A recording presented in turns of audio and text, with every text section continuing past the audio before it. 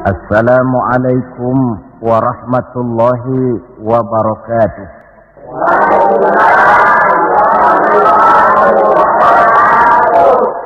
Alhamdulillah, alhamdulillahilladzi asra bi'abdihi laylan minal masjidil haram ilal masjidil aqsa.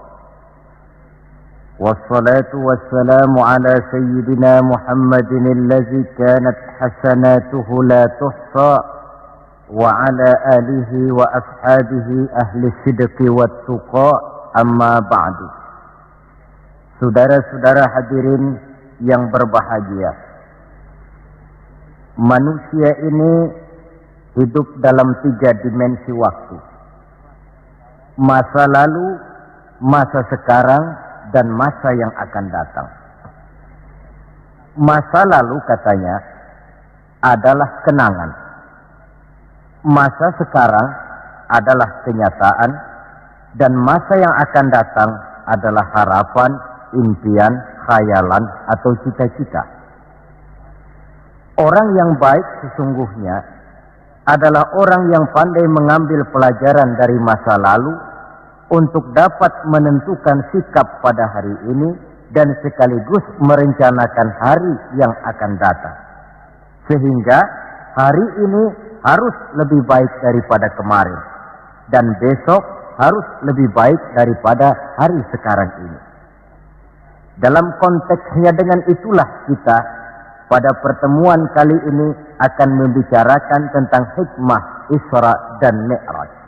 Satu peristiwa masa lampau yang tetap tidak kehilangan relevansinya untuk kita jadikan pelajaran bagi kita yang hidup di penghujung abad ke-20 ini. Kalau kita perhatikan, hampir setiap bulan dalam Islam ini mempunyai nilai-nilai sejarah. Kalau kita bicara Muharram misalnya, kita diingatkan dengan peristiwa hijrah. Kita bicara Ramadan, diingatkan dengan peristiwa nuzulul Quran. Kita bicara bulan Zulhijjah, diingatkan dengan peristiwa kurban. Kita bicara bulan Syawal, diingatkan dengan Idul Fitri. Kita bicara bulan Rabiul Awal, diingatkan dengan Maulid Nabi. Dan kalau kita bicara bulan Rajab, kita diingatkan kepada peristiwa Isra dan Mi'raj. Sebagai yang kita maklum, Quran itu memang bukan kitab sejarah. Tetapi Al-Quran banyak menceritakan peristiwa-peristiwa bersejarah. Dan kalau kita perhatikan, gaya bahasa yang digunakan oleh Al-Quran dalam menceritakan peristiwa-peristiwa bersejarah itu berbeda satu dengan lainnya. Istimewa sekali bahwa untuk menceritakan peristiwa Isra dan Mi'raj, Allah memulai ayatnya dengan menggunakan kalimat tasbih. Seperti yang kita baca dalam surah Bani Israel ayat pertama. Subhanallazi asra bi'abdihi laylan minal masjidil harami ilal masjidil aqsa. Maha suci Allah yang telah menjalankan hambanya pada suatu malam dari Masjidil Haram di Makkah ke Masjidil Aqsa di Palestina. Mari kita coba dekati ayat ini per kalimat untuk memudahkan pengertian kita di dalam memahami peristiwa Isra dan Mi'raj ini. Ayat ini dimulai dengan kalimat Subhanallazi. Dalam ilmu balaghah, kalimat semacam ini disebut dengan kalimat ijaz, yaitu kalimat yang redaksinya ringkas namun isinya padat. Di situ ada kata yang tersirat, yakni lafzul jalalah, sehingga asli kalimatnya Subhanallahillazi, maha suci Allah, dan ini disebut dengan kalimat tasbih. Banyak peristiwa-peristiwa bersejarah yang diceritakan dalam Al-Quran, tetapi jarang yang diawali dengan kalimat tasbih. Al-Quran menceritakan bagaimana Allah menciptakan Nabi Adam, tidak dimulai dengan kalimat tasbih.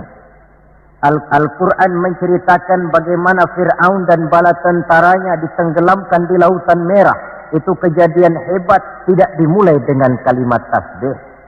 Pun Al-Quran menceritakan bagaimana umatnya Nabi Saleh, umatnya Nabi Hud dan lain sebagainya yang ditelan gempa bumi, ditiup angin topan, seluruhnya diceritakan dalam Al-Quran, tetapi tidak satu pun yang dimulai dengan kalimat tasbih. Istimewa untuk menceritakan Isra dan Mi'raj ini, Allah memulai ayatnya dengan kalimat tasbih. Subhanallazi, maha suci Allah. Maha suci dari segala kelemahan, maha suci dari segala kekurangan, maha suci dari segala ketidakmampuan. Allah mempertaruhkan kesuciannya untuk menjamin kebenaran peristiwa Isra dan Mi'raj. Dan sebagai pertanda, Isra dan Mi'raj bukan sekedar peristiwa biasa, tetapi Isra dan Mi'raj adalah peristiwa yang amat sangat luar biasa. Sampai Allah memulai ayatnya dengan menggunakan kalimat tasbih. Apa hikmah yang bisa kita ambil dari kalimat tasbih ini? Saudara, kita tahu di dalam agama kita ini kan ibadah macam-macam. Ada ibadah yang berat dan modalnya juga besar. Membangun masjid berat dan perlu biaya besar. Melaksanakan ibadah haji berat dan perlu biaya besar menurut umumnya ukuran ekonomi bangsa kita. Ini jenis ibadah yang berat dan perlu modal besar. Lalu ada pula ibadah itu yang berat tapi modalnya ringan. Seperti puasa. Puasa itu kan berat, puasa itu. Bukan menahan lapar dan hausnya yang berat, tetapi esensi puasa itu sendiri, yakni kemampuan mengendalikan nafsu. Kita ini kan kalau sedang puasa, lapar sih tahan, tapi marah kadang-kadang nggak tahan. Haus tahan, tapi ngomongin orang kadang-kadang nggak tahan. Padahal di situ esensi puasa, kemampuan mengendalikan nafsu. Dia ibadah yang berat, tapi modalnya ringan. Modal paling penting niat. Sahur itu kan hukumnya sunnah muakkadah. Yang wajib itu niatnya. Ini jenis ibadah yang berat tapi modalnya ringan. Lalu ada pula ibadah itu yang ringan, modalnya pun ringan. Agama menyebutnya dengan kalimatut thayyibah. Ucapan-ucapan yang baik yang dibanyak diajarkan oleh agama kita. Bertemu teman, assalamualaikum, ibadah. Memulai pekerjaan, bismillahirrahmanirrahim, ibadah. Melihat sesuatu yang hebat, masya Allah. Melihat sesuatu yang luar biasa, subhanallah. Terkejut, astaghfirullah. Mendapat nikmat, alhamdulillah. Terkena musibah, inna lillah wa inna ilaihi raji'un. Ibadah dengan modal yang ringan berupa mengucapkan kata-kata yang baik yang banyak diajarkan oleh agama kita. Ini kan ringan. Orang tidak perlu syarat toharoh, orang tidak punya wudhu itu istighfar boleh. Tidak punya wudhu itu baca sholawat boleh. Membiasakan ucapan-ucapan yang baik di dalam kehidupan. Itu hikmah yang kita ambil dari kalimat subhanallah. Kalimat selanjutnya asra. Maha suci Allah yang telah menjalankan. Asal kalimat asra ini sara yasiru. Lalu dibentuk dalam bentuk majhul menjadi asra yusri isra'an. Maha suci Allah yang telah menjalankan. Segera nampak dari ayatnya, saudara-saudara, bahwa dalam peristiwa Isra dan Mi'raj itu yang aktif sebenarnya Allah. Nabi pasif. Allah yang menjalankan, Nabi yang dijalankan. Orang dijalanin tentu terima beres, namanya juga dijalanin. Maka tidak heran kalau beliau berangkat dari Mekah kemudian menuju Masjidil Aqsa di Palestina. Dari sana naik ke langit pertama, 2, 3, 4, 5, 6, 7. Dari sana naik lagi ke Rafraful Akhdar, sampai ke Sidratil Muntaha, sampai di bawah Aras, menerima perintah sholat, melakukan kunjungan ke surga dan neraka, kembali lagi ke Mekah tidak lebih daripada sepertiga malam. Kok bisa ya? Kalimatnya Asra. Allah yang menjalankan, Nabi yang dijalani. Tentu saja karena dijalankan, beliau lalu terima beres. Andai kata Rasul berjalan sendiri, terang beliau tidak akan mampu menempuh jarak yang demikian jauh dalam waktu yang relatif singkat. Artinya, di dalam memahami peristiwa Isra dan Mi'raj ini, yang dipakai bukan logika intelektualitas manusia, tetapi logika kemahakuasaan yang mutlak dari Allah Subhanahu wa ta'ala. Satu contoh kecil. Saya satu hari berangkat ke Bogor. Jam 9 saya berangkat dari rumah, ambil baju di lemari, saya pakai. Berangkatlah saya ke Bogor. Saya tidak tahu kalau di kantong baju saya ada semutnya. Saya pun berangkat ke Bogor. Jam 10 sampai di Bogor, setengah 11 urusan selesai, kembali lagi ke rumah, setengah 12 sudah sampai di rumah. Baju saya buka, saya gantung kembali di lemari, semutnya keluar dari kantong, cerita sama teman-temannya. Saudara-saudara bangsa semut, percayalah saya baru saja pulang dari Bogor. Kata temannya, jam berapa kau berangkat? Tadi jam 9.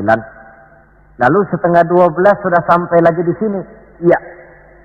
Temannya yang berpikir menurut logika semut, mana mungkin percaya. Tentu akan berkata, bagaimana mungkin mut? Badanmu begitu kecil, jalanmu begitu lambat, masa ke Bayoran Bogor jam 9 berangkat, setengah 12 sudah pulang lagi. Temannya tidak tahu, semut bukan jalan sendiri, tapi nyempeng di kantong saya. Dahulunya Abu Jahal, Abu Lahab, dan abu-abu lainnya, itu mikirnya pakai logika manusia. Ya jelas toh, peristiwa ini tidak akan bisa dicernakkan oleh logika. Karena itu kalau sedikit orang mau merenungi ayatnya, tidak terlalu sulit memahami Isra dan Mi'raj. Dia kehendak Allah, bukan kehendaknya Rasulullah Sallallahu Alaihi Wasallam. Ini kalimat Asra. Kemudian kalimat bi'abdihi, Maha suci Allah yang telah menjalankan hambanya. Kenapa kok Allah memakai kalimat tidak langsung? Kan lebih enak saja kalau Allah bilang misalnya, Subhanallazi asra bi Muhammad, Maha suci Allah yang telah menjalankan Muhammad. Begitu saja, kenapa sih? Kenapa harus pakai bi'abdihi, Maha suci Allah yang telah menjalankan hambanya? Pakai kata-kata hamba. Apa maksudnya? Nah, di dalam kalimat hamba ada dua data. Data pertama, kalimat hamba di sini menjelaskan bahwa Nabi Muhammad itu Isra dan Mi'raj dengan roh dan dengan jasad sekaligus. Sebab apa? Orang hanya dipanggil hamba kalau punya roh dan punya jasad. Jasad tanpa roh namanya mayit. Roh tanpa jasad gentayangan, mungkin namanya pocong. Orang dipanggil hamba tentunya lengkap jasad dan roh sekaligus. Karena itu kalimat bi'abdihi sudah merupakan jawaban Isra Mi'raj terjadi dengan jasad dan dengan roh. Itu data pertama. Data yang kedua, kalimat bi'abdihi ini menjelaskan bahwa Nabi Muhammad itu oleh Allah benar-benar telah diakui sebagai hambanya. Maka lalu dipanggil hamba dalam ayat ini. Saudara mungkin lalu bertanya, Kalau cuma sekedar urusan itu, apa kita ini bukan hamba Allah? Ya tentu, kita ini hamba Allah. Kata siapa? Kata kita. Kalau kata kita, namanya mengaku. Orang mengaku tentu boleh-boleh saja, namanya ngaku. Cuma diakui atau tidak, ini yang jadi masalah. Saya bisa saja berkata, saya kenal dengan Bapak Presiden. Tapi yang jadi masalah, apakah Bapak Presiden juga kenal dengan saya? Dengan kata lain, kalau kata-kata hamba Allah keluar dari mulut manusia, nilainya murah. Kenapa murah? Sebab itu pengakuan. Tapi kalau keluar dari Allah sendiri, itu yang mahal. Maksudnya bagaimana? Berapa banyak manusia di dalam hidup ini, mulutnya berkata saya hamba Allah, tapi perbuatannya membuktikan dia hamba dunia, hamba nafsu, budak jabatan, budak pangkat, budak harta. Tidak sesuai antara ucapan dengan perbuatannya. Dari kalimat bi'abdihi ini kita ambil hikmah. Sekali kita menjadi hamba Allah, jangan menghamba kepada yang selain Allah. Sebab syahadat yang kita ucapkan punya konsekuensi. Asyhadu an la ilaha illallah. Saya bersaksi tidak ada Tuhan melainkan Allah. Maka itu berarti saya tidak akan menyembah kecuali hanya kepada Allah. Saya tidak akan pernah takut kecuali hanya kepada Allah. Saya tidak akan pernah minta tolong kecuali hanya kepada Allah. Saya tidak akan menggantungkan hidup kecuali hanya kepada Allah. Saya tidak akan pernah takut kecuali hanya kepada Allah. Konsekuensi yang logis daripada ucapan kalimat syahadat itu. Sekali kita menghamba kepada Allah, jangan menghamba kepada yang selain Allah. Adapun Nabi sebelum dipanggil bi'abdihi dalam ayat ini, kita baca dari sejarah tahun-tahun sebelum beliau dipanggil dengan kalimat bi'abdihi, tahun kelabu, amul huzni dalam sejarah itu, tahun duka cita. Beliau ditinggal oleh paman tercinta Abu Thalib. Setelah paman tercinta meninggal, istri tercinta pun wafat, Khadijah. Wafat kedua pelindung ini makin meningkat gangguan kafir Quraisy. Dihina, dicemoohkan, dicaci maki, dilontari dengan kotoran unta, bahkan akan diancam untuk dibunuh. Lulus menghadapi semua itu, Allah panggil beliau bi'abdihi.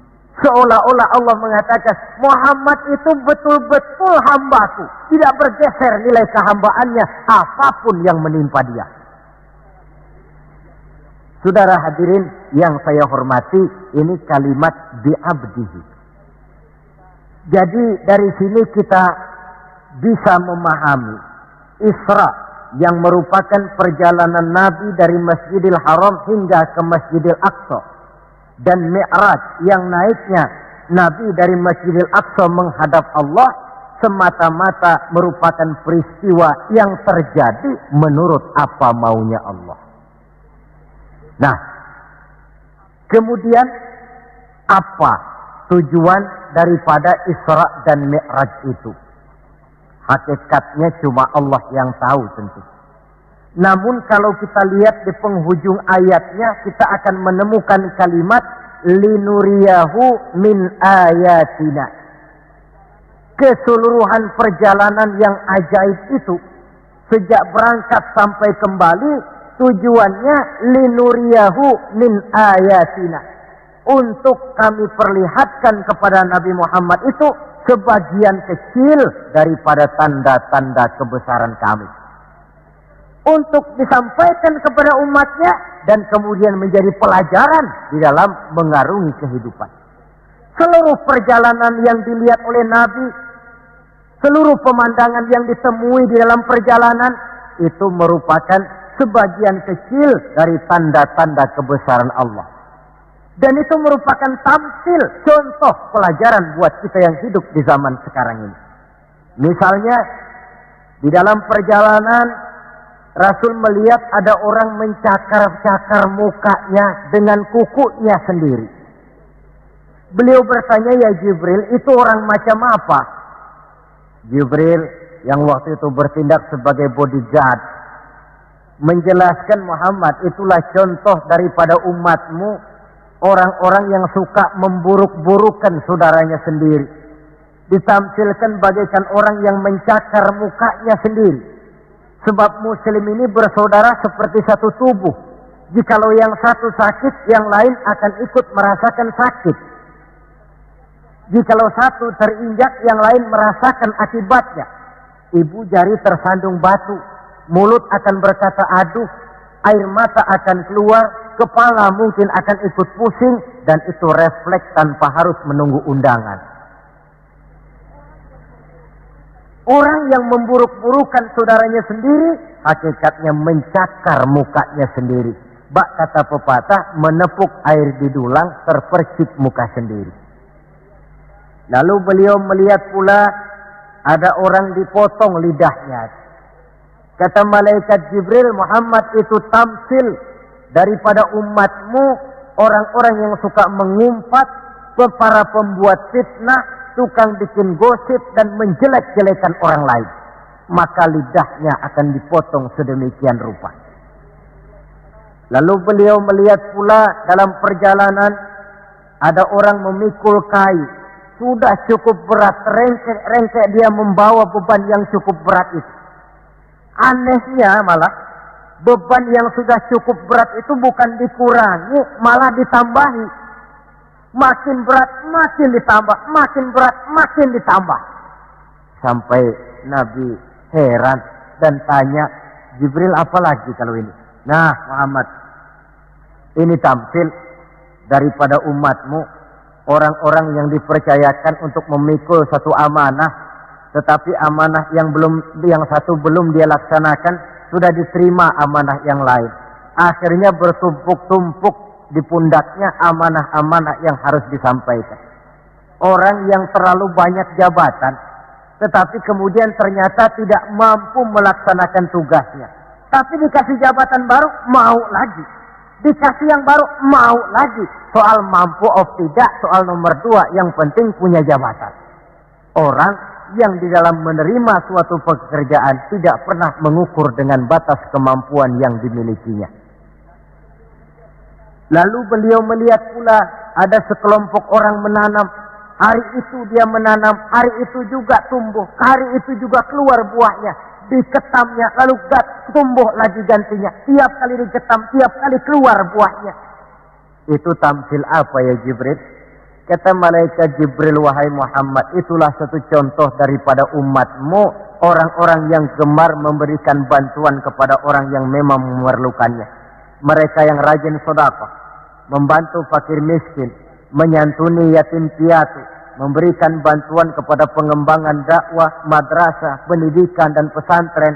Hakikatnya mereka mengeluarkan uang, tetapi hakikatnya itu adalah untuk kepentingan diri mereka sendiri. Dicontohkan laksana orang, hari itu dia menanam, hari itu tumbuh buahnya. Dia petik, keluar lagi gantinya. Begitu seterusnya, tidak pernah berhenti. Jadi orang yang rajin bersedekah, senang memberikan bantuan kepada mereka yang memerlukannya, pada hakikatnya adalah orang-orang yang tidak pernah merugi barang sedikit pun. Malah milik kita yang sebenarnya adalah apa yang sudah kita belanjakan di jalan Allah. Uang kita di kantong kita adalah uang kita hari ini. Besok barangkali uangnya sopir taksi.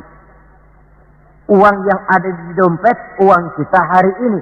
Besok barangkali uangnya tukang rokok. Uang kita yang sebenarnya, apa yang sudah kita belanjakan di jalan Allah. Baik dalam bentuk zakat, infak, sedekah, dan lain sebagainya. Tentu banyak peristiwa yang dilihat oleh Nabi di dalam perjalanan yang seluruhnya merupakan pertanda kebesaran dari Allah Subhanahu wa Ta'ala.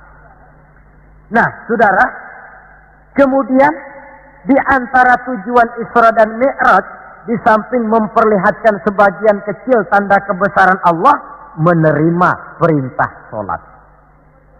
Dari segi menerimanya saja sholat itu sudah istimewa. Coba kita lihat. Allah perintah kita puasa. Cukup turun ayat. Ya ayyuhalladzina amanu kutiba alaikumusiyam. Cukup turun ayat. Allah perintah orang yang mampu untuk melaksanakan ibadah haji. Cukup turun ayat. Allah perintah kita bayar zakat. Cukup turun ayat. Tapi Allah perintah kita sholat. Tidak cukup cuma sekedar turun ayat. Nabinya langsung dipanggil. Dari segi ini saja, sholat itu sudah istimewa. Benar kalau Nabi menyatakan, innama masalus sholati fid din kama salir ra'si fil jasad. Kedudukan sholat dalam agama sama dengan kedudukan kepala dalam anggota badan manusia. Kita yakin manusia tidak punya sebelah tangan, mungkin masih bisa hidup.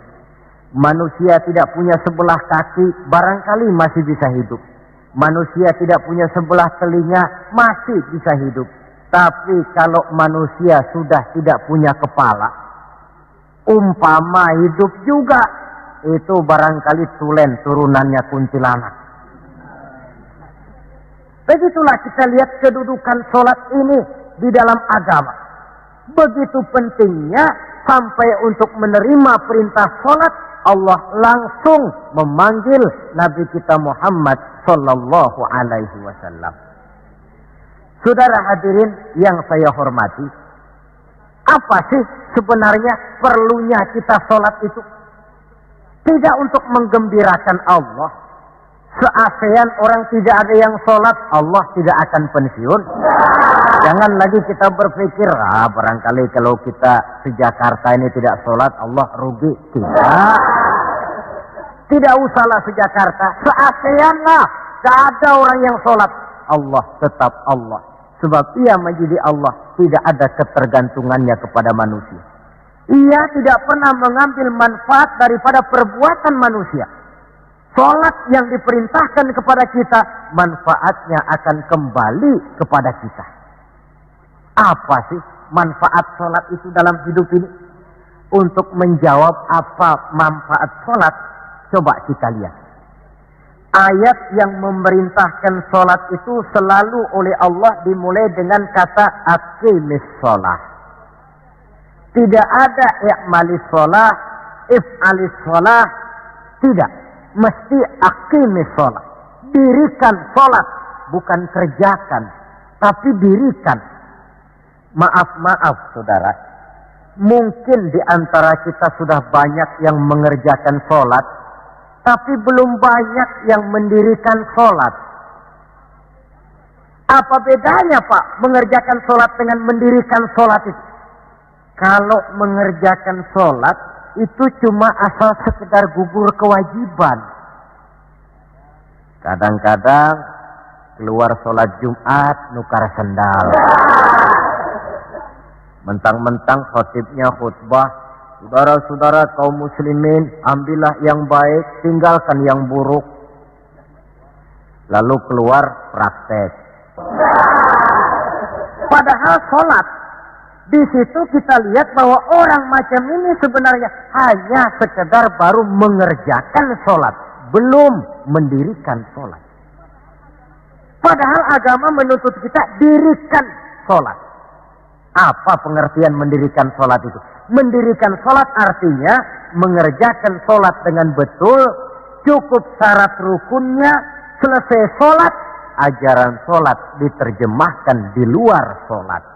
Itu artinya mendirikan sholat. Jadi ada istimrar, kontinuitas, kesinambungan kata orang sekarang. Pada waktu dia mengerjakan sholat kelihatan khusyuknya. Setelah selesai dia sholat, kembali ke masyarakat, kembali ke tempat tugas, ajaran sholat diterjemahkan di sana.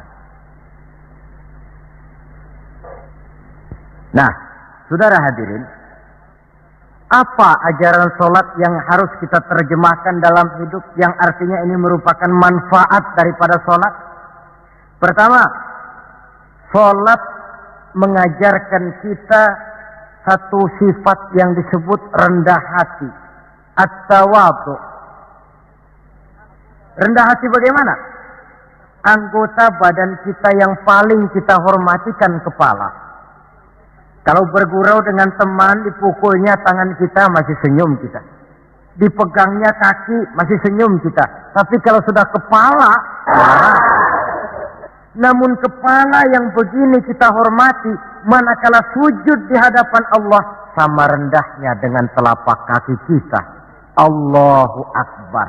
Selesai sholat, kembali ke masyarakat, sombongnya hilang. Ini mendirikan sholat. Sebab apa? Dia tahu orang sombong itu Allah tidak senang. Iblis diusir dari sorga itu kan cuma karena sombong. Diperintah sujud kepada Nabi Adam, dia tidak mau. Allah tanya iblis, kenapa kau tidak mau? Ini kan perintahku, kata Allah. Iblis dengan sombongnya menjawab, wahai Allah, saya akan diciptakan dari api, Adam kan dari tanah. Unsur api lebih mulia daripada unsur tanah. Masa saya harus sujud sama Adam yang baru kemarin? Gengsi ah. Kata Allah, kamu sombong iblis. Surga bukan tempat orang sombong. Keluar. Iblis diusir dari surga. Jadi kira-kira sajalah yang sudah di surga itu sombong saja diusir. Apalagi kita yang masih di dunia ini. Dalam segala bentuknya, sombong itu Allah tidak senang. Sombong ilmu, Allah tidak senang. Mentang-mentang punya ilmu agama, tepuk-tepuk dada, nih saya satu-satunya ustadz di sini. Semuanya mesti ngaji sama saya ya. Kalau tidak ngaji sama saya, Islamnya kurang tapi sah. Sombong dengan ilmu. Sombong harta, ibu-ibu, Allah juga tidak senang. Sombong pangkat pun demikian juga, yang wajar-wajar sajalah kita dalam hidup. Tawadhu. Yang kedua, sholat mengajarkan kita untuk ikhlas. Berbuat tanpa pamrih. Kalau sudah Allahu Akbar, itu sudah karena Allah. Orang mau puji atau tidak, mau tahu atau tidak, mau dengar atau tidak, yang penting Allah. Tertanam keikhlasan. Bagaimana orang yang ikhlas dalam berbuat itu? Maaf. Orang yang ikhlas dalam berbuat itu seperti orang buang air besar. Saudara, kalau saya tanya, pagi-pagi buang air besar itu ikhlas apa tidak? Walaupun malam saudara habis makan enak, sate, opor ayam, buahnya anggur, apel, besok pagi dibuang, ikhlas. Tidak pernah ditengok-tengokin. Begitu jatuh lalu dilihat, ini jangan-jangan satenya ini, tidak. Sudah jatuh ya sudah, kurelakan di kau pergi. Berbuat tanpa pamrih, yang penting Allah. Ini mendirikan sholat. Yang ketiga, ini saya kira yang banyak dicari orang sekarang. Sholat itu memberikan ketenangan dalam hidup. Ketenangan bagaimana? Kita manusia hidup ini kan punya ambisi dan emosi. Yang orang lain punya, kita kepengen. Yang orang lain bisa, kita kepengen. Itu wajar, namanya manusia mesti punya emosi. Tapi emosi yang membludak tanpa dinetralisir akan bisa menimbulkan psikosomatik. Di mana manusia disiksa oleh perasaannya sendiri. Cobalah. Kadang-kadang dia lihat tetangganya beli televisi berwarna. Tetangga yang sebelah meriang. Enggak diapa-apain, meriang. Tetangganya malah makin kaya, besok beli kulkas. Wah, dia makin gawat, opnam, masuk rumah sakit. Di rumah sakit dapat kabar tetangganya beli mobil, wah mati dia. Disiksa oleh perasaannya sendiri. Orang yang sholat lain. Jam 11 siang lihat tetangga bawa TV berwarna baru. Temperatur naik, panas, wajar. Datang waktu zuhur, kutub-kutub badan yang panas karena lihat tetangga bawa TV baru, didinginkan oleh air wudhu. Begitu terkena air wudhu, temperatur turun, adem. Selesai wudhu, menghadap ke arah kiblat, usolli fardhu zuhri, Allahu Akbar, Allah yang maha besar. Temperatur makin turun ke titik nol, titik netral. Sebab apa? Dia sudah berhadapan dengan zat yang maha besar. Allahu Akbar, yang besar cuma Engkau ya Allah. Televisi tetangga saya mah kecil. Itu sebabnya Nabi pernah mengisyaratkan tanda orang bahagia itu dalam urusan dunia dia lihat ke bawah, tapi dalam urusan akhirat, dalam urusan agama dia melihat ke atas. Kalau dia punya mobil, dia berkata, Alhamdulillah kita ini punya mobil, tetangga sebelah cuma punya motor. Kata yang punya motor, Alhamdulillah punya motor, tetangga sebelah cuma sepeda aja kemana-mana. Kata yang punya sepeda, Alhamdulillah punya sepeda, tetangga sebelah kemana-mana jalan kaki terus. Kata yang jalan kaki, Alhamdulillah masih bisa jalan. Tetangga sebelah lumpuh bertahun-tahun gak kemana-mana. Kata yang lumpuh, Alhamdulillah masih hidup. Tetangga sebelah kemarin out gak balik lagi. Timbul rasa syukur. Lalu dalam urusan akhirat, agama melihat ke atas. Kalau dia bisa jaga sholat yang 5 waktu, kenapa saya tidak? Kalau dia bisa baca Quran, kenapa saya tidak?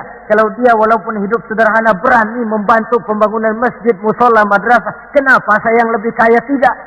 Timbul keinginan untuk mencontoh. Mencontoh orang dalam ibadah menimbulkan kepuasan batin.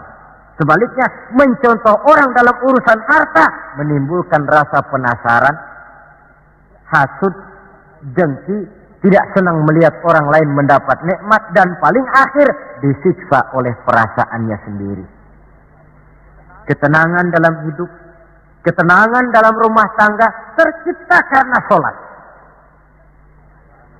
Cobalah, kalau seorang istri, suami ahli sholat, istrinya sholat, jam 4 bangun, dibangunkan istrinya, Bu, mari sudah menjelang subuh, ayolah kita ambil air wudhu, berangkat. Selesai dia ambil air wudhu, dia sunnah qobliyahnya 2 rakaat. Kalau dekat ke musola masjid, jamaah ke musola masjid. Kalau jauh, jamaah di rumah. Nikmat rumah tangga muslim itu. Si suami jadi imam, istri jadi makmum. Suami takbir, istri takbir. Suami ruku, istri ruku. Suami sujud, istri sujud. Selesai sholat, Assalamualaikum warahmatullah. Assalamualaikum warahmatullah. Si istri mencium tangan suaminya, Bang, kalau tadi siang banyak dosa saya, maafkan Bang. Nikmat rumah tangga muslim tercipta karena sholat. Suatu hari bertengkar, cang ceng cong hang heng hong, ribut suami. Datang waktu zuhur, kata suaminya, Bu, waktu zuhur sudah datang. Pertempuran kita hentikan sebentar. Gencatan senjata mulai. Ayo kita sholat. Ayo kau jadi imam lah. Suami jadi imam, istri jadi makmum. Biar monyong-monyong dikit, sholat. Sholat. Assalamualaikum warahmatullah. Assalamualaikum warahmatullah. Si suami menoleh ke belakang. Bu, kalau memang masih penasaran, terusin yuk. Saya kira kalau memang masih terus juga, itu memang dasar ahli bertengkar. Sudah profesional itu. Pakai sholat juga tidak mempan, bagaimana pula dengan yang lain. Sholat membawa ketenangan dalam hidup pribadi, berumah tangga, bahkan bermasyarakat sampai kepada bernegara. Inilah makna inna sholata tanha anil fahsya'i wal munkar. Sholat yang didirikan dengan betul mampu mencegah manusia daripada perbuatan yang keji dan munkar. Saudara hadirin yang saya hormati, dengan demikian maka sholat adalah keperluan kita, bukan keperluannya Allah. Dan waktunya sudah diukur sedemikian rupa. Coba lihat, antara subuh dengan zuhur itu intervalnya panjang. Sebab apa? Allah juga tahu di situ jam-jam sibuk. Pegawai di kantor, petani di ladang, di sawah, pedagang di pasar, maka di situ tidak ada sholat kecuali sholat sunnah. Bekerja kita dari pagi sampai siang sampai udara panas, timbul stres. Datang refreshing, istirahatlah, jangan diporsir, ademi dengan wudhu, lalu sholat zuhur. Selesai sholat zuhur, kembali lagi ke tempat tugas. Antara zuhur dengan asar, intervalnya lebih pendek. Sebab apa? Dalam udara panas, kerja cepat melelahkan. Maghrib dengan isya, intervalnya lebih pendek lagi. Sebab apa? Sudah masuk malam, sebagian besar kejahatan justru terjadi pada waktu malam. Antara isya dengan subuh, intervalnya memang panjang. Tapi di sana ada terminal kontrol cadangan yang disebut tahajud, hajat, dan sebagainya. Terminal-terminal kontrol cadangan untuk menjaga stabilitas temperatur batin manusia. Jadi dengan demikian, kalau diabaikan, kerugian untuk manusia sendiri. Sebab hakikatnya Allah tidak pernah mengambil manfaat daripada amal dan perbuatan manusia itu. Nah, saudara-saudara, dari uraian yang singkat ini, kita ambil beberapa kesimpulan. Pertama, Isra dan Mi'raj adalah maunya Allah. Kita manusia punya kemauan, Allah juga punya kemauan. Kalau kemauan kita sesuai dengan kemauan Allah, tentu jadi. Kalau tidak, ya tidak, maunya Allah yang jadi, bukan maunya kita. Nah, agar mau kita dimaui Allah, caranya bagaimana? Mudah saja, ikuti apa maunya Allah, nanti dia ikuti maunya kita. Dekati Allah, nanti dia dekat dengan kita. Kalau dekat, fasilitas tentu dikasih. Kalau kita dekat sama lurah saja kadang-kadang dapat fasilitas kan. Dekat dengan orang-orang tertentu bisa mendapat fasilitas. Dekat dengan Allah, demikian juga adanya. Sarana komunikasi yang paling efektif untuk mendekati Allah, sholat adanya. Yang kedua, seluruh kejadian dalam alam hanya bisa terjadi karena dua proses. Pertama yang disebut proses kauniyah, yaitu seluruh kejadian yang terikat oleh hukum kausal, hukum sebab akibat. Kalau begini, mesti begitu. Kejadian seperti ini bisa diperhitungkan, dapat diperkirakan, dan bisa dianalisa. Tapi ada kejadian lain yang disebut proses rabbaniyah.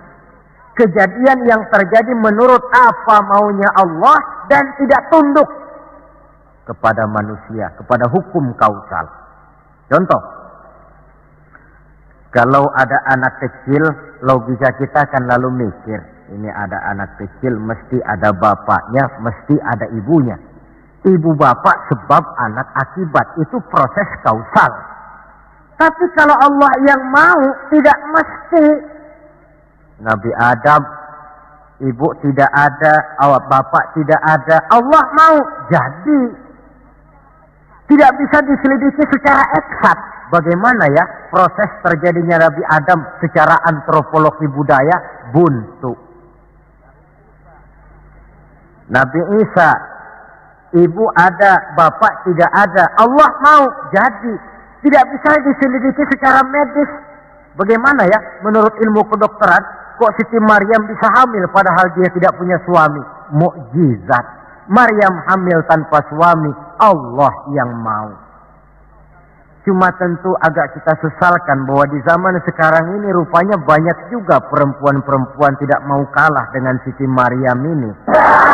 Ini barangkali termasuk mukjizat abad 20. Saudara-saudara, otoritas intelektual perlu, tapi tidak bisa mentargetkan. Beberapa tahun yang lalu, Direktorat Vulkanologi itu sibuk mengawasi 2 buah gunung berapi yang dianggap bahaya kelas 1 dan setiap saat bisa meletus. Sore, pagi, siang, malam diawasi. Merapi di Jawa Tengah, dan Anak Krakatau di Selat Sunda. Apa yang kemudian terjadi? Yang diawasi tenang-tenang saja. Yang tidak diawasi malah batuk-batuk, galunggung. Begitu galunggung meletus, komentar macam-macam. Kata Direktorat Vulkanologi, oh itu kan gejala alamiah. Gejala alamiah. Kata yang seniman, oh itu karena alam sudah bosan bersahabat dengan manusia. Macam-macamlah komentar. Tapi satu hal yang jelas, otoritas intelektual manusia itu harus sadar akan kelemahan keterbatasannya. Janganlah karena terlalu memuja otak sampai kita lupa kepada yang bikin otak. Sebab bagaimanapun jeniusnya otak manusia, yang bikin otak tentu lebih jenius lagi. Kita kagum dengan otak manusia, tapi kadang-kadang kita lupa dengan sang pembuat otak. Isra Mi'raj, proses Rabbaniyah. Allah yang mau, bukan Nabi Muhammad yang mau. Api, kalau menurut kita kan api itu panas, membakar. Kalau menurut Allah tidak, api itu netral. Netral bagaimana? Terserah maunya Allah. Kalau dia mau api panas, ya panas. Kalau tidak, ya tidak. Panas dan tidaknya bukan untuk manusia, bukan untuk Allah, tetapi untuk manusia. Maka Nabi Ibrahim pada waktu oleh Raja Namrus dilempar ke kobaran api yang menggunung, seujung rambut pun dia tidak terbakar. Sebab apa? Ketika dia hampir jatuh ke dalam api, Allah berkata kepada api, ya naru kuni bardan wa salaman ala Ibrahim. Hai api, dilah kamu selamatkan Ibrahim. Api tunduk kepada maunya Allah, seujung rambut pun Nabi Ibrahim tidak terbakar, malah kedinginan di tengah kobaran api. Kasus macam ini tidak bisa diselidiki secara eksakt. Bagaimana kok Nabi Ibrahim itu enggak kebakaran di dalam api? Oh, barangkali baca ayat itu tuh yang tadi itu. Saudara boleh coba. Bacalah, ya narukuni bardan wa salaman alayya. Masuk saudara ke dalam api, insya Allah mateng. Kalau potongan kita, sebab yang kita mau itu belum tentu Allah mau. Kalau yang kita mau Allah mau, tentu jadi. Kalau tidak, tidak. Isra Mi'raj sekali lagi. Peristiwa Rabbaniyah dan bukan peristiwa kauniyah. Logika di dalam memahaminya bukan logika intelektual, tetapi logika kemahakuasaan yang mutlak dari Allah Subhanahu wa ta'ala. Yang ketiga, marilah kita berusaha agar setiap gerak hidup dalam dunia ini bernilai ibadah. Sekurang-kurangnya berupa ucapan-ucapan yang baik. Bukankah yang namanya ibadah itu ya sholat ibadah, puasa ibadah, zakat ibadah, haji ibadah. Tapi tidak terbatas kepada hanya sekedar itu. Membangun rumah sakit, membangun sekolah, membangun panti asuhan yatim piatu, itu keseluruhannya merupakan ibadah. Sekurang-kurangnya ibadah dalam bentuk ucapan-ucapan yang baik, yang menyenangkan orang dan berpahala kita mengucapkannya. Ini tidak terlalu sulit dan bisa kita praktekkan di dalam kehidupan sehari-hari. Begitu pentingnya soal ucapan, sampai dalam satu ayat Allah menjelaskan, wa qaulun ma'rufun khairun min shadaqatin yatba'uha adza. Ucapan yang baik itu lebih disukai Allah daripada sedekah tapi menyakitkan hati orang yang menerimanya. Sedekah itu pahalanya besar tentu, tapi kalau menyakitkan hati orang yang menerima, lebih baik ngomong yang enak-enak sajalah. Termasuk ini kalimatut thayyibah, ucapan yang baik. Yang keempat, marilah kita menjaga stabilitas kita sebagai hamba Allah. Miskin hamba Allah. Jadi orang kaya tetap hamba Allah. Orang biasa hamba Allah. punya pangkat, jabatan, kedudukan, tetap hamba Allah. Dalam keadaan bagaimanapun posisi kita, nilai kehambaan jangan bergeser adanya. Yang kelima, Isra Mi'raj sesungguhnya merupakan batu ujian. Setelah terjadi peristiwa Isra Mi'raj, kelihatan mana yang loyang, mana yang emas, mana yang batu kerikil, mana yang mutiara dan intan. Setelah terjadi Isra dan Mi'raj, yang beriman makin mantap imannya, yang ragu-ragu makin kembali malah kepada kekafiran, yang memang sudah kafir makin menghebat kekafirannya. Rombongan pertama yang makin mantap imannya diwakili oleh Abu Bakar Siddiq. Sehingga ketika diceritakan orang kepadanya, wahai Abu Bakar, sahabatmu Muhammad itu sudah gila dia. Gila bagaimana? Masa dia cerita katanya tadi malam dia dari Masjidil Aqsa, lalu sekarang sudah ada di Mekah lagi. Betul dia cerita macam itu? Betul. Saudara, kalau memang Muhammad yang cerita macam itu, jangankan cuma sekedar sampai Masjidil Aqsa di Palestina, lebih daripada itu pun kalau dia yang memang betul cerita, saya percaya. Makin mantap. Yang ragu-ragu malah ada yang kembali kepada kekufuran. Yang kafir malah makin menghebat kekafirannya.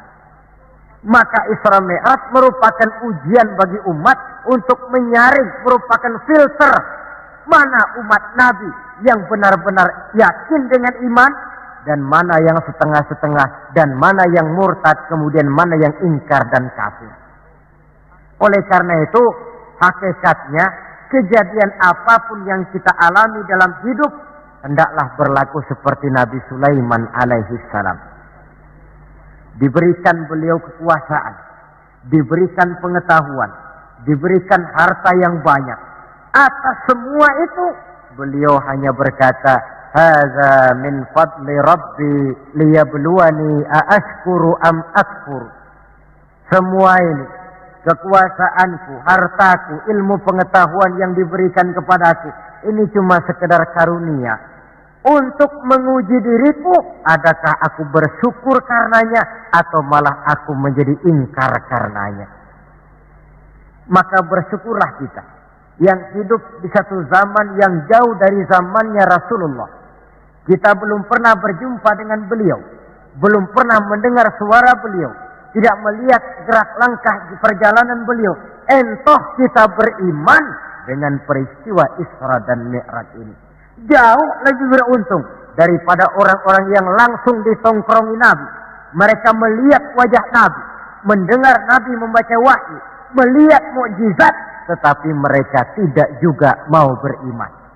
Nilai-nilai iman ini kalau tidak kita pelihara dan kita syukuri, akan bisa bergeser, ditelan oleh segala macam godaan dan cobaan yang kita hadapi di dalam perjalanan hidup ini. Saudara-saudara hadirin yang saya hormati, dengan begitu maka Isra dan Mi'raj dengan segala kejadian yang ada di dalamnya, sekali lagi merupakan bukti kemahakuasaan yang mutlak dari Allah dan kelemahan serta keterbatasan dari kemampuan yang dimiliki oleh manusia. Membicarakan Isra dan Mi'raj artinya bercermin di dalam perjalanan yang luar biasa itu. Bercermin apa? Bahwa pengetahuan manusia, taruhlah dia sudah melanglang buana ke ruang angkasa, tapi masih terbatas kepada alam yang fisika, dan itu pun sedikit sekali. Belum dia menyeberang ke alam metafisika. Kekayaannya, apalah artinya kekayaan manusia ini? Jabatan barangkali, kita semua sadar bahwa pangkat yang paling tinggi sebenarnya kan pensiun. Titel yang paling akhir tidak lain adalah almarhum.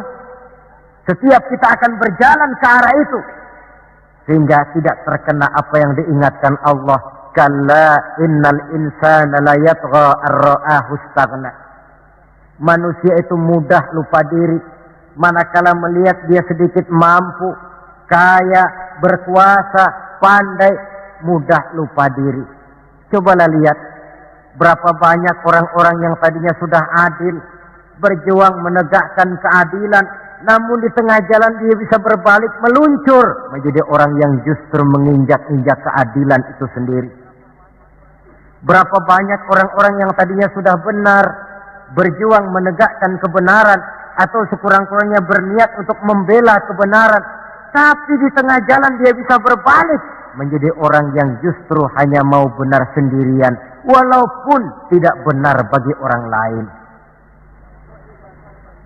Wa idza massal insana durru da'ana li janbihi aw qa'idan aw qa'ima falamma kashafna anhu durrahu marra ka'an lam yad'una ila durrin massahu. Kalau manusia ditimpa kesulitan, dia bermohon kepada Allah supaya dihilangkan kesulitan, baik pada waktu berdiri, sambil berbaring, sambil tidur. Manakala kesulitan sudah dihilangkan, marra ka'an lam yad'una ila durrin massahu, dia pun berjalan dengan sombongnya, seolah-olah belum pernah minta tolong kepada Allah. Ini kecenderungan manusia. Itulah sebabnya yang terakhir sekali dari pembicaraan kita kali ini, puncak kebahagiaan seorang muslim tidak lain adalah bertemu Allah. Bagaimanapun nikmatnya masuk surga, kalau diukur dengan bertemu Allah, masih jauh lebih nikmat bertemu Allah. Nabi di puncak perjalanan Mi'raj bertemu Allah, tapi pertemuan itu diawali dengan berbagai macam cobaan, ujian, fitnahan, sampai kepada ancaman akan dibunuh. Paling akhir beliau mendapat perkenan bertemu Allah, puncak kebahagiaan hidup yang belum pernah diberikan kepada seorang pun manusia, baik sebelum atau sesudah beliau. Jadi begitulah seperti pepatah bilang, habis gelap mesti terbit terang. Inna ma'al usri yusra. Di balik segala kesulitan itu, insya Allah akan menunggu kemudahan. Kesulitan adalah bagian daripada hidup. Bukan untuk ditakuti, tetapi untuk dicarikan jalan keluar bagaimana pemecahannya.